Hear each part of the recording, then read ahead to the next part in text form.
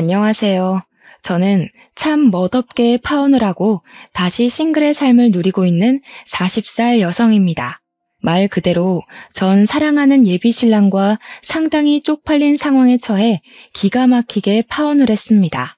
그때 일을 다시 회상하기만 해도 얼굴이 시뻘개진 상황이었죠. 제가 결혼을 준비하기에는 적은 나이가 아니기 때문에 사리분별 잘하고 야무지게 결혼할 줄 알았다고 생각한 사람들이 제 주위에 많습니다. 그런데 결혼을 막상 준비해보고 나니까 결혼은 나이가 중요한 게 아니란 걸 깨달았어요. 나이를 먹어도 어떤 난관이든 실수하는 사람이 수두룩하고요. 나이 어려도 똑똑한 사람 무지 많습니다. 인생은 어찌 보면 경험치 차이에 따라 선후배로 나눠져야 되는 게 아닌가 싶네요. 저는 잘 나가는 커리어 우먼입니다. 업무에 대해선 저 스스로 능력 있는 여자라 자부할 수 있지만 결혼 관념만큼은 사회 초년생이나 다름없는 사람이더라고요. 말을 나름 거창하게 표현해 저 스스로를 포장해봤지만 실상은 그냥 무지해서 바보같이 뒤통수 당한 사람이에요. 아직도 그날을 생각하면 소름보단 창피함이 몰려옵니다. 저의 잘못이란 걸 저 또한 무척 잘 알고 있으니 나이 먹고 왜 저러나 하는 시선보다는 저럴 수도 있겠구나 생각하며 들어주셨으면 합니다. 제게는 진실한 사랑이라고 느낄만 했던 시기가 좀 늦게 찾아왔습니다. 살면서 연애를 안 해본 건 아니지만 그동안 결혼하고 싶을 만큼 이렇다 할 남자가 없어서 짧게 만나고 헤어지길 반복했어요.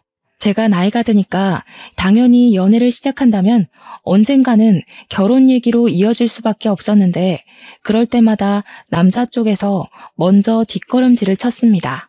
그래서 저는 평생 독거 인생으로 일만 하며 살다가 갈 줄 알았어요. 근데 사람에게는 다 때가 있고 기막힌 운명이 있다더니 한날 난생 처음 결혼하고 싶다는 마음을 느껴보도록 해준 상대가 나타났습니다. 당연히 예비 신랑의 존재였고 저는 그 만남을 특별하게 생각했어요. 저는 음악 쪽으로 직업을 가지고 있는 사람입니다. 제가 운영하는 학원에 예비 신랑이 수강생으로 들어왔었어요. 지금 생각하면 예비 신랑이 제게 의도적으로 접근했다는 걸 알겠는데 그때만 해도 제가 남자를 안 만난 지 너무 오래되어 순진했던 것 같습니다. 예비 신랑은 저보다 5살이 어린 친구였어요. 당연히 초반에는 예비 신랑을 남자로 생각하지 않았습니다. 5살 차이면 제 인식에선 저의 또래가 아니라 한참 어린 친구였거든요. 그런 친구에게 호감을 느낄 건더기도 없었지만 제게 호감을 표시해 줄 거라고도 생각을 못했어요. 그래서 예비 신랑이 처음으로 제게 호감 표시를 했을 때 바로 선을 그었습니다. 하지만 예비 신랑 고집도 보통이 아니더라고요. 제게 근 1년이나 일관된 마음을 보여주는데 기간이 길어지니까 그게 단순한 호기심이 아닌 진심이라고 제가 착각을 해버렸지 뭡니까. 지금 생각해보니 참 우스운 착각이었네요.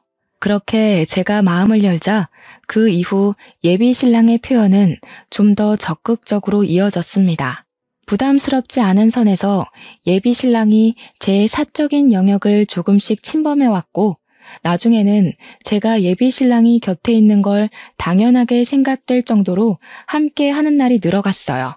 자연스레 연락을 주고받는 건 물론이고 돈 없는 학생이었던 예비 신랑은 제 학원에 자처해서 아르바이트를 하기도 했습니다. 아침부터 귀가 전까지 둘이서 같이 시간을 보내다 보니까 예비 신랑의 존재가 제 편견 속 어리기만 한 모습과는 다른 장점들도 많이 보이더라고요. 나이에 비해 꽤 현실적이었고 실속 있다는 것 외에도 애늙은이처럼 말하는 본색 또한 상당히 어른스럽고 중후했습니다. 예비 신랑과 같이 있으면 오히려 제가 예비 신랑보다 떨어지는 기량을 가진 것 같기도 했어요. 한참 즐기고 놀만한 나이인데도 늘 자기 일에 열심인 예비 신랑에게 배울 점이 많아서 더 좋았습니다. 제 감정이 예비 신랑과 마음이 같아지고부터는 저희 관계가 속전속결로 이루어졌어요. 귀엽게도 제 마음이 뭐라고 예비 신랑은 그걸 굉장히 고마워하더라고요. 저희는 연애를 하면서 더 사이가 깊어졌습니다. 저보다 예비 신랑이 가진 마음의 속도가 더 빨랐는데 예비 신랑은 이미 저랑 결혼까지 할 생각으로 만나고 있었다더군요. 나는 자기처럼 청순한 여자랑 결혼하는 게 소원이었어. 마음이 청순한 사람은 요즘 세상에 생각보다 찾기 어렵거든. 그런데 내가 볼 땐 자기가 딱 그래. 그래서 결혼을 한다면 자기랑 할 거야, 나는. 마음씨 깨끗한 여자를 원했다면서 제게 은근슬쩍 결혼 얘기를 한 번씩 꺼냈었어요. 그때마다 장난기 어린 분위기와는 다르게 표정이나 눈빛이 진중하여 저도 모르는 사이 예비 신랑에게 빠져들었죠. 예비 신랑은 30대 초중반인데도 모은 돈이 상당했습니다. 이미 자기 명의의 집도 있고 차도 있는 능력남이라 우리가 당장 결혼을 하더라도 형편에는 문제는 없는 여건이었어요. 저 또한 나이도 나이지만 열심히 살았기 때문에 재력이 평타 이상은 되는 수준이었거든요. 제가 연애보단 일에 미쳐 살며 저를 위한 투자를 많이 했던 사람이라 저도 돈 없어서 허덕여 본 지는 오래되었습니다. 이렇듯 저랑 예비 신랑은 마음만 맞는다면 언제든지 결혼을 준비해도 문제될 게 없는 사이였어요. 하지만 저는 당시 저희가 연애를 한 지는 고작 3, 4개월밖에 안 되었던 터라 아직 결혼을 고민하기엔 만남이 짧았다고 생각을 했습니다. 나는 결혼을 좀 더 진지하게 만나보고 알아본 후에 진행하고 싶어. 자기가 결혼할 준비가 다 됐다는 건 나로서도 믿음직한 부분이긴 해. 근데 우리 아직 만난 지 1년도 안 됐잖아. 나는 시간에 쫓겨서 급하게 결혼하고 싶진 않아. 고맙게도 예비 신랑은 제 의견을 존중해주며 더 이상의 진도는 서두르지 않았어요. 덕분에 마음 편히 한 2년 가까이 사귀다가 드디어 결혼을 약속하게 되었는데 그때는 제가 40살이 되었기 때문에 더는 고민할 수가 없어서 결단을 내리게 되었습니다. 결혼을 평생 안 할 거면 예비 신랑과 가벼운 만남만 가지다 헤어졌겠지만 저도 함께하고 싶은 사람이 생기면 결혼을 해야겠다고 생각은 하고 있었거든요. 그래서 저는 그 당시 결혼하고 싶은 사람이 생겼고 30대까지 내 삶을 즐겼다면 앞으로의 인생은 동반자와 함께 걸었으면 좋겠다 싶어서 예비 신랑의 청혼을 받았던 것입니다. 저는 결혼 준비를 하면서 웨딩드레스를 맞추고 식장을 맞추고 신혼집 알아보고 하는 게 전부 즐거웠어요. 사랑하는 사람과 함께할 새로운 미래가 너무 기대되어서 기분이 한껏 부푼 상태였죠. 하지만 여기까지가 제게 가장 설레고 좋았던 순간이었고 그 뒤로는 불길함의 징조가 하나둘씩 나타나기 시작했습니다. 제게 이상한 일이 일어나기 시작한 건 바로 양가 어른께 인사를 드리면서부터였는데요. 저희 집에 인사 간 것까지는 별다른 문제가 없었거든요. 그런데 예비 시댁에 갔을 땐 좀 이해할 수 없는 일들을 겪었습니다. 예비 시댁에 들어갔더니 예비 시모가 특히나 저를 엄청 반겨주었는데요. 예비 신랑이 화장실 간 사이 집 구경시켜주겠다며 저를 데리고 막 돌아다니다가 예비 시부모 방까지 들어가게 됐거든요. 그런데 예비 시부가 쓰는 책상에 웬 모르는 젊은 여자 사진이 하나 있더라고요. 그 옛날 책상들 보면 유리로 덮인 책상 있잖아요. 그 안에 젊은 여자 사진이 끼워져 있었어요. 예비 시모의 젊은 모습이라고 하기엔 사진 자체가 너무 현대식이라서 예비 시모는 아닌 듯 했고 예비 신랑한테 여동생이나 누나가 있냐고 하니 그건 또 아니었거든요.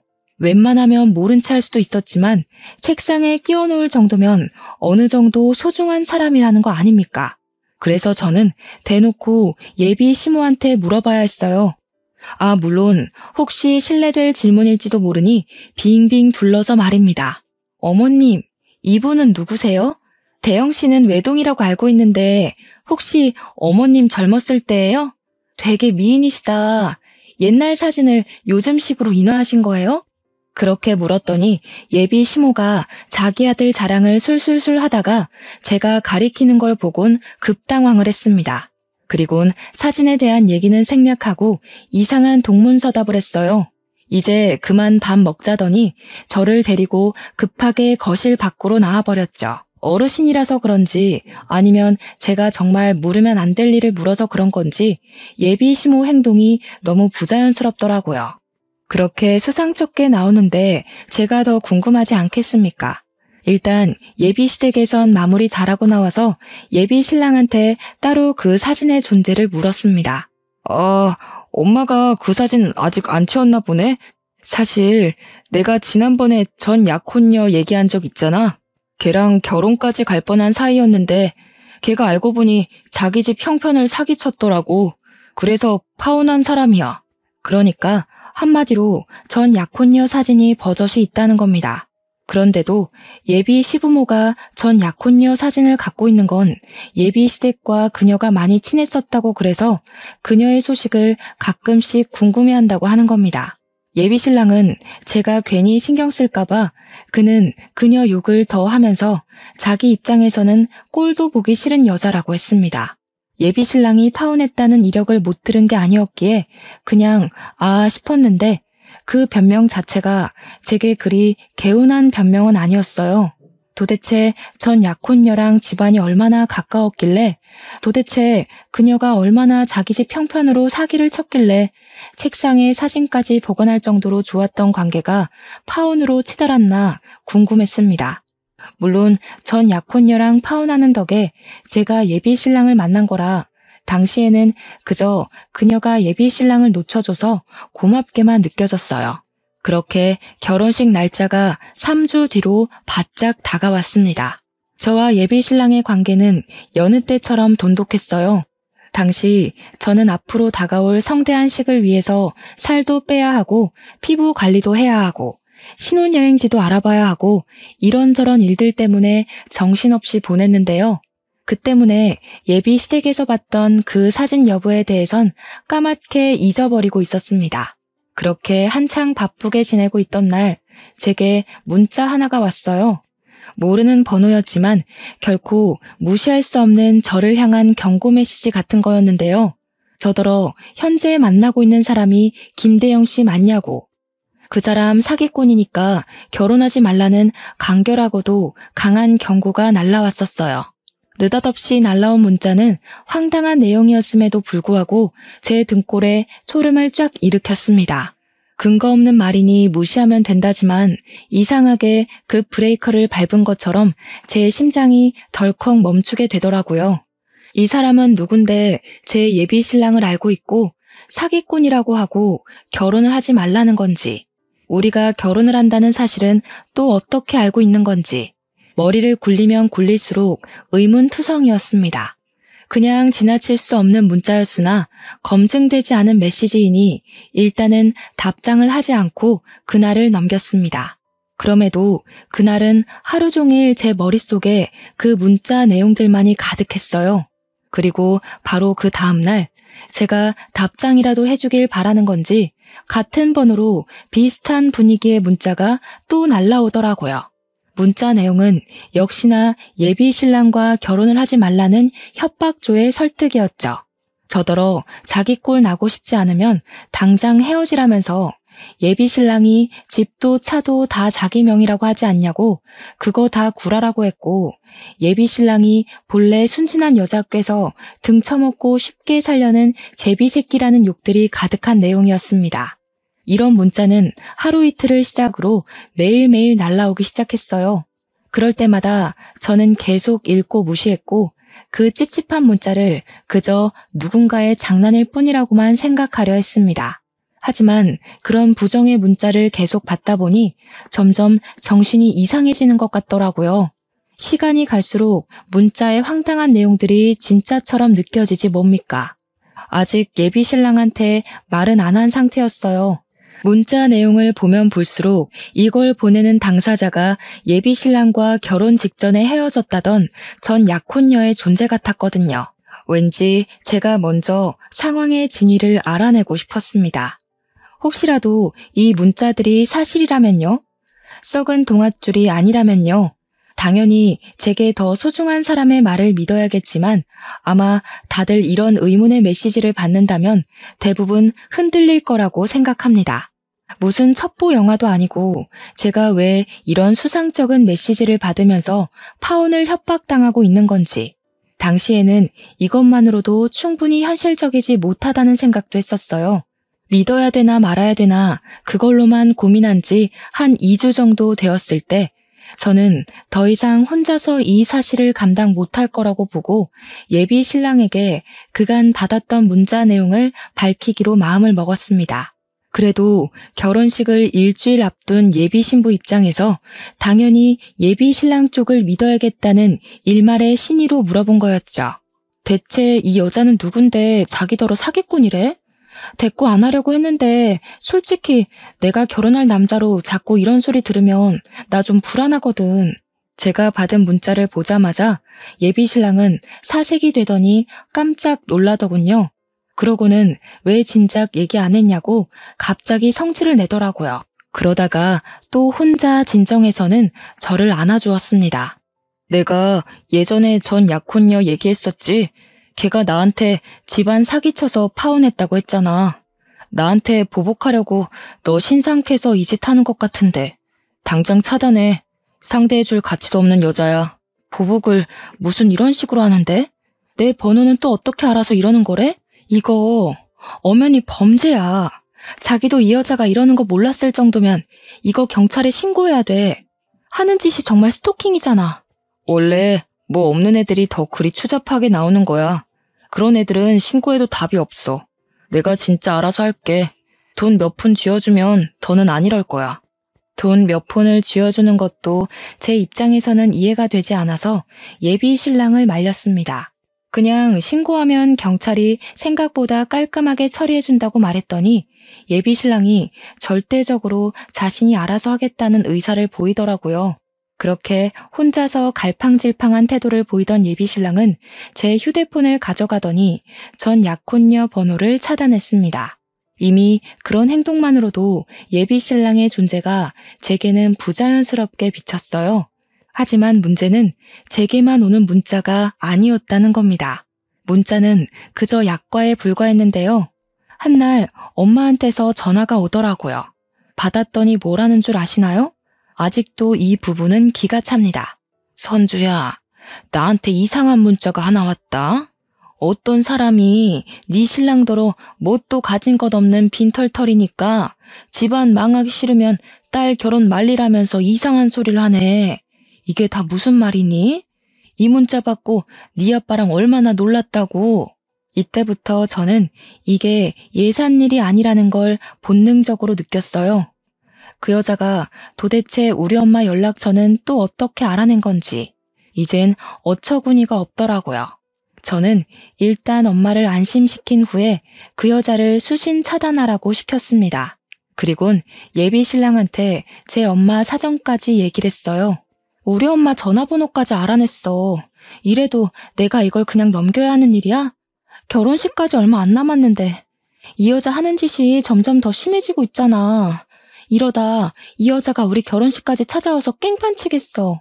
미안해. 나도 얘가 이렇게 정신 나간 애인 줄 몰랐어. 어떻게든 내가 알아서 처리할게.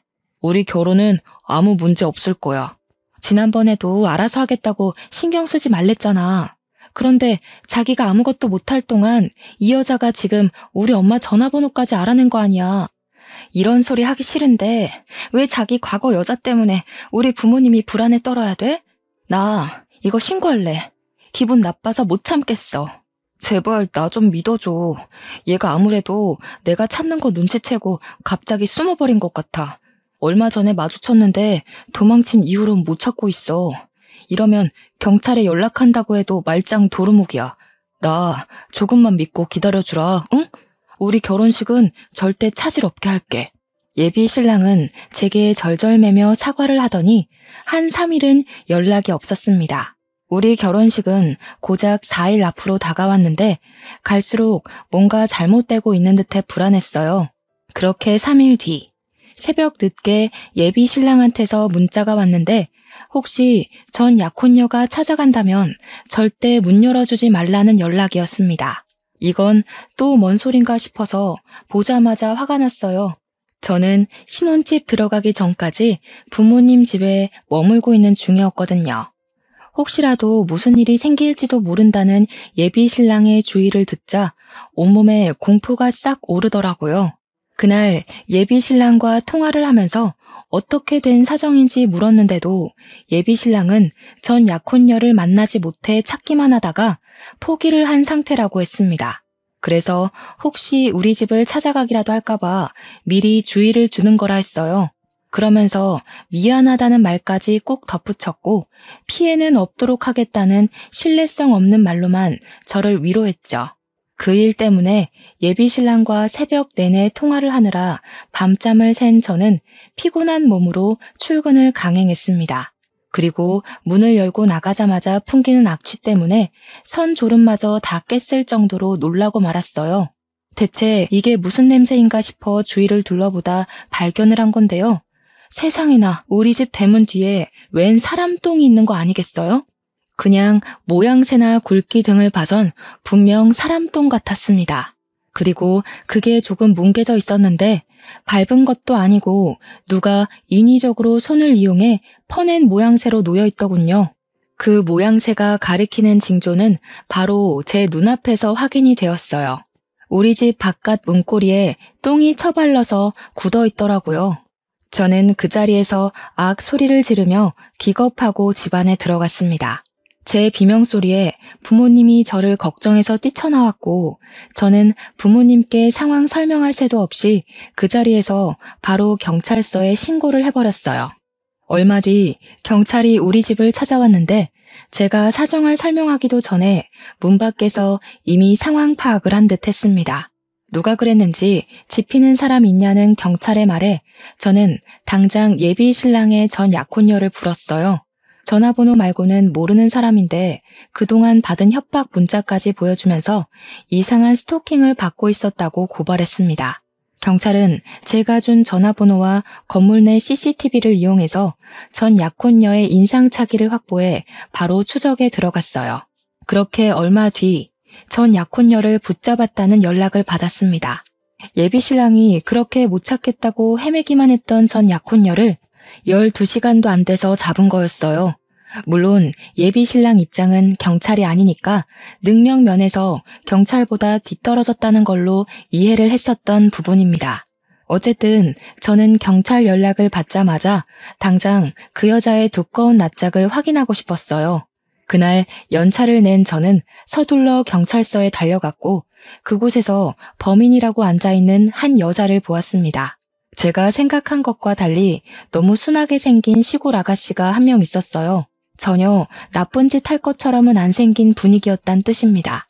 그 여자는 자기의 죄를 인정하는지 아무런 미동 없이 고개만 숙이고 있었는데 경찰이 그 여자의 신원을 밝혀주지 않았다면 그런 추잡한 짓을 한 여자라고는 생각 못했을 겁니다. 경찰 덕분에 저는 그 여자가 전 약혼녀라는 걸 알았고 바로 그 전 약혼녀를 붙잡고서 그동안 받았던 스트레스를 쏟아냈어요. 도대체 당신 정체가 뭐야? 우리한테 왜 이래요? 이미 대영 씨랑 헤어진 사이라면서요. 그쪽이 대영 씨한테 사기 쳐놓고 왜 대영 씨더러 사기꾼이라고 하는 건데요? 이거 엄연히 스토킹이에요. 이럴수록 그쪽만 더러운 꼴 당하는 거 몰라요? 그 인간이 그러던가요? 저보고 사기꾼이라고? 아주 살려고 발버둥을 치고 있구만. 저기요. 정신 똑바로 차리고 믿어야 될 걸 믿으세요. 40살이면 사회생활 좀 하셔서 사람 보는 눈 있을 거 아니에요. 그 인간이 하는 말 중에서 여태껏 확신할 만한 구석이 있었던가요? 전 약혼녀는 순한 얼굴과 다르게 예비 신랑을 비꼬면서 가소롭다는 듯 얘기를 했습니다. 그리고 저는 이 여자의 말을 다시 곱씹을 수밖에 없었어요. 예비 신랑이 하는 말에 확신한 적 있었냐는 전 약혼녀의 도발은 저를 더 불안하게 만들었거든요. 저도 모르게 예비 신랑의 행실을 곱씹어봤는데 이 여자 질문에 알맞은 답이 당장 떠오르지 않더라고요. 결국 저한테 고맙다고 인사하게 될걸요? 제가 그쪽을 도울 입장으로 이런 흙구덩이에 발을 담그는 건 아니고요. 저도 크게 당한 게 있어서요. 저야말로 그 자식 좀 만나고 싶은데 이 쥐새끼 같은 놈이 보통 날쌘 게 아니네요. 무슨 소리예요? 대영 씨를 만나고 싶다고요? 대영 씨가 당신 찾으려고 얼마나 마음 졸였는데요. 지금도 우리 결혼식 앞두고 당신이 이상한 문자로 협박하는 바람에 혼자서 당신 찾느라 생활도 엉망이 됐다고요. 그 자식이 말은 참 잘하죠. 전생에 진짜 들쥐라도 됐나 봐요. 어쩜 그렇게 쥐구멍을 잘 쫓아져서 빠져나가는지. 그쪽이 아직도 상황 파악 못하는 것 같아서 말하는데 공생이랑 기생을 좀 구분하세요. 제가 당시 너무 정신없어서 경찰서까지 갔던 상황을 아직 예비 신랑한테 얘기 못하고 있었는데요. 지금 생각해보면 예비 신랑한테 바로 얘기 못했던 게 천만다행이었던 것 같아요. 제게 다소 세게 발언하면서까지 전 약혼녀가 저를 정신 차리게 하려던 건 다 이유가 있었더라고요. 이제부터 밝혀질 전 약혼녀와의 얘기와 그녀가 제게 보여준 증거물은 예비 신랑 때문에 낭떠러지로 떨어질 뻔한 저의 인생을 구제해 주었습니다. 그 새끼 돈 많은 척 다 가진 척 하면서 마음이 청순한 여자가 이상형이라고 안 해요? 너 같은 여자랑 결혼하는 게 꿈이라고 안 하던가요? 그거 다 그 새끼 수법이에요. 이 정도로 뒤구린 인간이면 사정을 잘 몰라도 결혼식을 취소해야 되겠다는 생각 안 들어요? 나 같으면 진이 따지고 말고 할 것 없이 그런 찝찝한 놈 바로 버릴 텐데. 전 약혼녀 입에서 예비 신랑이 제게 했던 고백을 듣는 것만으로도 이미 충격인데 그녀가 하는 말은 더 이상 제가 예비 신랑을 신뢰할 수 없도록 만들었습니다. 예비 신랑이 전 약혼녀한테 접근했던 건 예비 신랑이 전 약혼녀에 대한 사전 조사를 제대로 안 해서 전 약혼녀가 상가 건물 몇 채는 갖고 있는 줄 알고 접근을 했었다네요. 뒤늦게 전 약혼녀에게 몇 억 가치의 건물이 없다는 걸 알고는 가차없이 버렸다고 했어요. 그런데 중요한 건 이런 수법을 당한 여자가 한둘이 아니었다는 겁니다. 전 약혼녀는 자기가 제일 긴 세월간 예비 신랑한테 사기를 당했다가 까였고 자기 부모님 통장을 훔쳐간 예비 신랑을 쫓기 위해서 이를 갈며 예비 신랑의 다른 약혼녀들까지 만나서 고소하기로 마음을 모아왔다고 했어요. 그러면서 제게 보여준 고소 동의란에는 무려 18개의 서명이 기재되어 있었습니다. 그 여자들은 제 눈앞에 있는 전 약혼녀를 빼고는 하나같이 예비 신랑보다 연상이었고 재산이 기본적으로 억대에다 직업은 한 자리 하는 사람들이라고 했어요. 그러니까 전 약혼녀는 예비 신랑의 실패작 같은 부분이었다는 걸로 해석이 되었습니다. 그래서 전 약혼녀와 만난 시간이 아까웠던지 그녀의 부모님 통장에 손을 댔었나 봐요. 모든 걸 세세하게 들었음에도 이건 결국 말뿐이라고만 생각하고 싶었던 게 당시 제 마음이었어요. 소중한 사람에게 당한 배신을 한순간에 믿는다는 거, 그거 정말 어려운 일이거든요. 그리고 예비 신랑을 향한 제 마음속의 기대가 단 한 톨도 남지 않을 때까지 믿어야만 돌아설 때도 미련 없이 등을 보일 수 있잖아요. 이 사람들이 우리 신랑이랑 관련 있다는 걸 어떻게 증명해요? 개인적인 앙금 때문에 일 꾸며서 우리 사이 망치려는 거 아니에요? 그쪽 집안 형편 안 좋은 편이라면서요. 괜히 우리 신랑 재력이 아까워서 붙잡고 싶은 거 아닌가요? 부정하고 싶겠죠. 저뿐만 아니라 고소에 동의한 여자들도 다 그쪽처럼 그렇게 부정했대요. 새파랗게 어린 놈한테 사기당한 게 쪽팔려서 모른 척 눈 감고 넘겼던 건데 아직도 그렇게 살고 있다고 하니까 늦게나마 깜빵에 넣고 싶나 봐요. 다들 저한테 뭘 보내줬는지 아세요?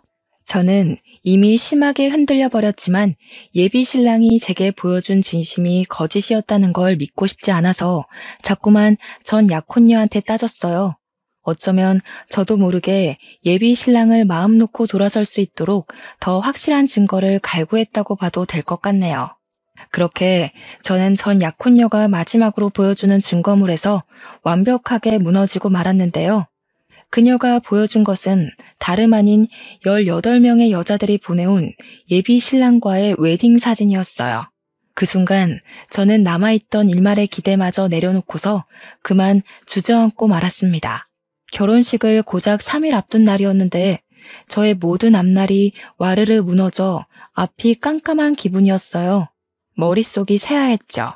전 약혼녀는 이미 경찰한테 이 사실을 밝혔는지 경찰 쪽에서 이미 예비 신랑을 체포하러 갔다고도 했습니다. 아니나 다를까 그 타이밍에 예비 신랑이 개쌍욕을 하면서 들어오는데 제가 주저앉아 있으니 예비 신랑은 저를 보지 못한 채 전 약혼녀만 봤는지 예비 신랑이 갑자기 경찰을 밀치고서 전 약혼녀를 덮치러 뛰어오더라고요. 야, 이 거지 같은 년아. 만날 때도 그렇게 거지 근성 드러내면서 사람 발목 붙잡더니 날 끝까지 뒤쫓으시겠다. 너네 부모 돈 때문에 그러냐? 나도 너 만났던 시간 아까워서 보상 좀 받으려고 했던 건데 참 더럽다 더러워.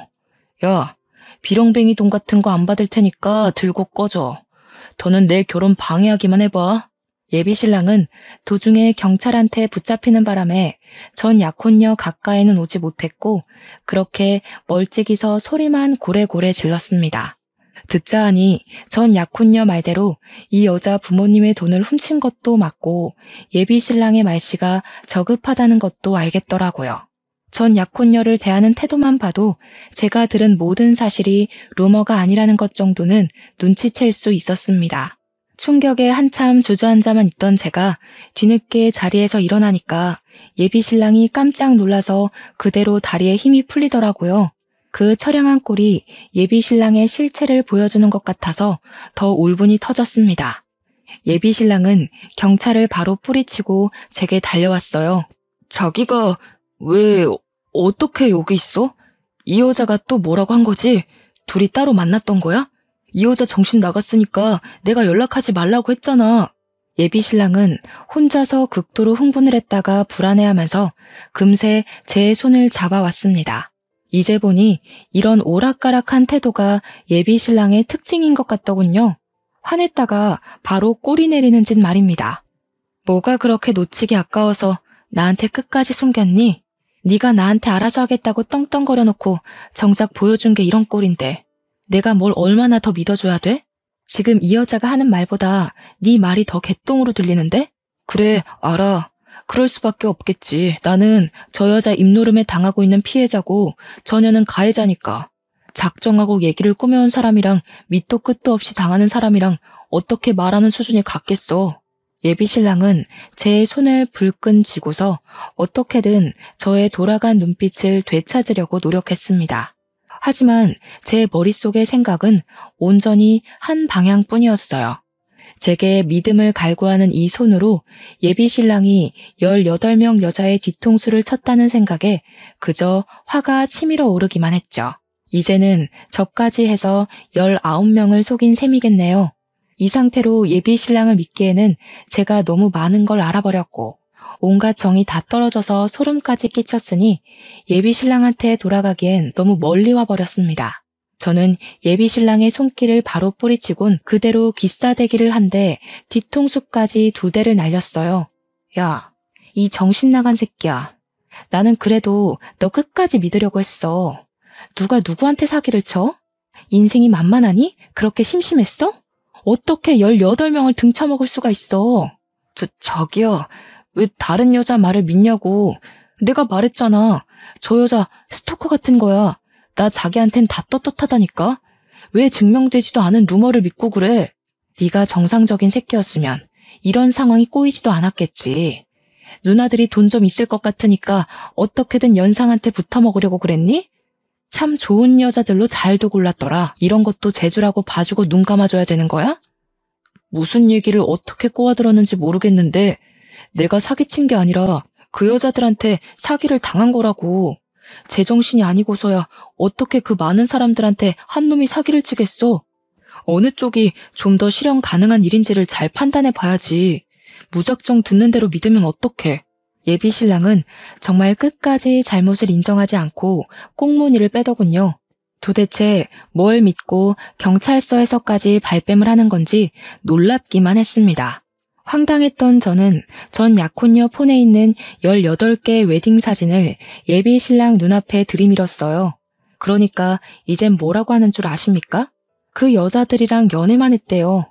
하지만 사귀는 절대 친정은 없었고 단지 웨딩 사진을 찍기만 하면 관계가 파투났다면서 자기한테 그런 안 좋은 사주 같은 게 신 것 같다는 등의 해명을 하기 시작했습니다.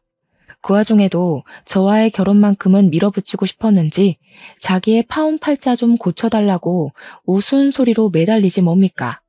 네 놈이 사람을 얼마나 호구로 봤는지 모르겠는데 하나 간과한 게 있다. 누나들이 너보다 배운 게 더 많아서 하찮은 제비 새끼한테 당한 거 쉬쉬 못 넘겨주거든. 돈 없이는 이 세상 못 살 것 같지? 깜빵 세계는 등 처먹으면서까지 동구걸 안 해도 잘 살 수 있는 곳이거든. 너한테 아주 딱인 곳이라서 우리가 친히 처박아 두려고. 감방 존재는 또 무서운지 예비 신랑이 시겁해서 무릎까지 꿇었는데요. 찌질하게 질질 짜면서 그제야 진실을 고백하더라고요. 사기친 것도 인정을 했고 저한테 부끄러운 짓을 한 것도 맞는다고요. 그러면서 또 갑자기 자기 집안 형편이 어려운 걸로 동정심을 사려고 하더군요. 그걸 보고 느꼈습니다. 여태 제가 예비 신랑을 많이 봐주고 좋게 좋게 넘어가 줬다는 걸요. 네가 내 돈까지 등쳐먹었으면 나 네 면상 2대로 안 끝냈어. 남자 구실하게 내버려 둔 것만으로도 감사해야 될 거다.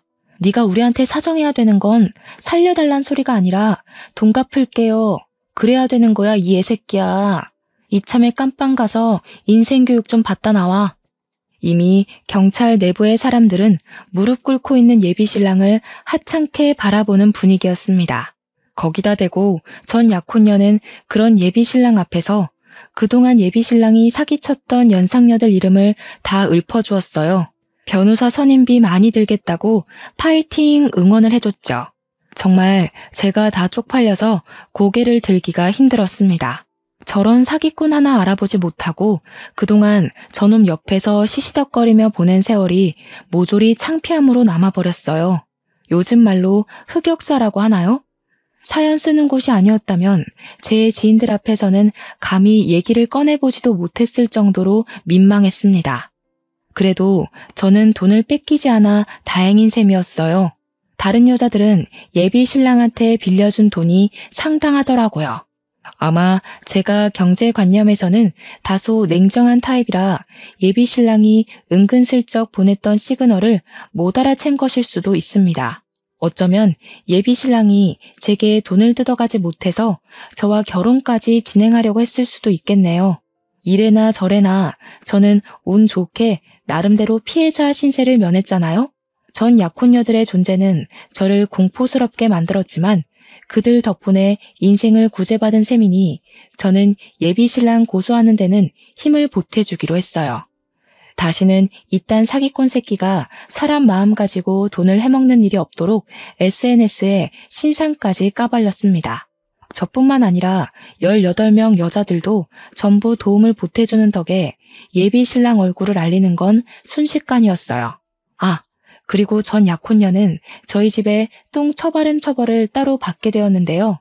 제가 그것만큼은 도무지 이해가 안 돼서 대체 왜 그랬냐고 다시 한 번 더 물었습니다.